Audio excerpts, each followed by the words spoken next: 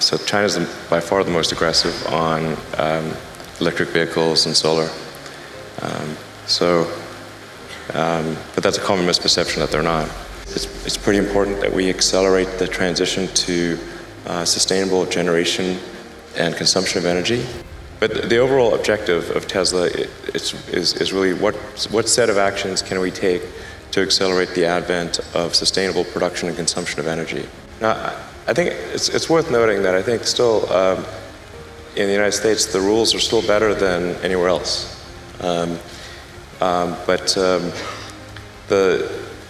It's very easy to put something in place which is an inhibitor to innovation without realizing it. Regulations, even if done correctly and being right at the time, it's always important to go back and scrub those, periodically. And so the economics should favor innovation. I think I'm saying just totally common sense things here.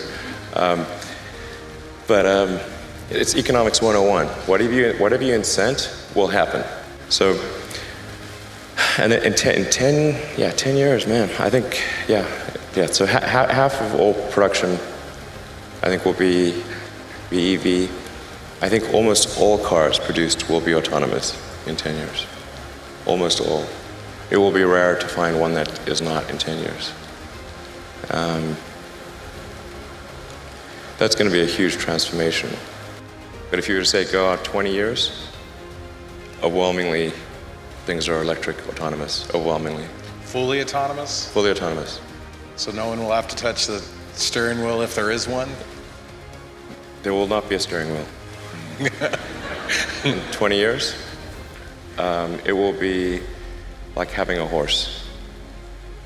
People have horses, which is cool. But so having a regular car will be like having a horse. Is that what you're saying? Yeah, yeah. And there will be people that have non-autonomous cars, like people have horses. It just would be unusual to use that as a mode of transport. Yeah. And China's probably going to be ahead of that because China's been super pro EV. I don't think a lot of people know this, but China's environmental policies are way ahead of the U.S. Like their mandate for renewable energy far exceeds the U.S. I think sometimes people are under the impression that China is either dragging their feet or somehow behind the U.S. in terms of sustainable energy promotion, but they're by far the most aggressive on Earth. It's crazy. In fact, a coalition of Chinese car manufacturers just wrote the Chinese government to beg for them to slow down the mandate. Because it's too much. They need to make 8% electric vehicles, I think, next year or in 2 years or something. They can't physically do it. So China's by far the most aggressive on electric vehicles and solar. But that's a common misperception that they're not. It's pretty important that we accelerate the transition to sustainable generation and consumption of energy. It's inevitable, but it matters if it happens sooner or later. The overall objective of Tesla is really what set of actions can we take to accelerate the advent of sustainable production and consumption of energy. I think the way I would assess the historic good of Tesla is in terms of how many years of acceleration was it, and if we can accelerate sustainable energy by 10 years, I would consider that to be a great success. Even if it was only 5 years, that would still be pretty good. That's the overarching optimization. What do you tell us as governors? What should we be thinking about in terms of innovation and developing public policy for the future? Well, it sure is important to get the rules right. It's sort of, in terms of legislative and executive actions, it's sort of like, if you think of, say, like professional sports or something, if you don't have the rules right, if there isn't, if the game isn't set up properly, it's not going to be a good game.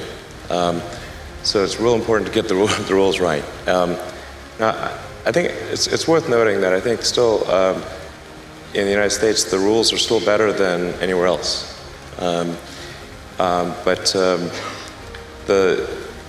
It's very easy to put something in place which is an inhibitor to innovation without realizing it. A lot of times regulations can be put in place for all the right reasons, but then nobody goes back and gets rid of them afterwards when they no longer make sense. So just regulations, even if done correctly and being right at the time, it's always important to go back and scrub those periodically to make sure they're still sensible and they're still serving the greater good. I think in terms of tax structure, what is economically incented and what is not economically incented, just make sure that the incentive structure is correct. I think I'm saying just totally common sense things here, but it's economics 101. Whatever you incent will happen. If you incent one thing, that thing will tend to happen more than the other thing. If you incent another thing, that thing will happen. And so the economics should favor innovation. What would you want things to look like in 5 to 10 years associated with energy Sure. and with autonomous vehicles, electric vehicles? Well, I think things are going to grow exponentially. So there's a big difference between 5 and 10 years. My guess is, probably in 10 years, more than a half of new vehicle production is electric in the United States. There's this energy we need to use to run civilization, which to us is big, but compared to the amount of energy that reaches us from the sun is tiny. So it's very easy, it actually doesn't take much. If you wanted to power the entire United States with solar panels, it would take a fairly small corner of Nevada, Texas, Utah, anywhere. You only need about 100 miles by 100 miles of solar panels to power the entire United States.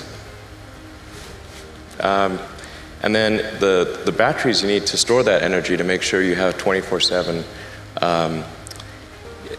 power is 1 mile by 1 mile. One square mile. That's it. So if you want to have, and then of the electricity production, call it something on the order of 10%, depending upon how you count it, is renewable. Maybe 15% today. So that means that there's a massive amount of solar that would need to be produced and connected in order to be fully sustainable. Because fully sustainable means you're tackling transport, non-renewable electricity generation, and heating. So that means there will need to be a combination of utility scale solar and rooftop scale solar, combined with wind, geothermal, hydro, probably some nuclear for a while, in order to transition to a sustainable situation. Which means, really, for the most part, massive growth in solar.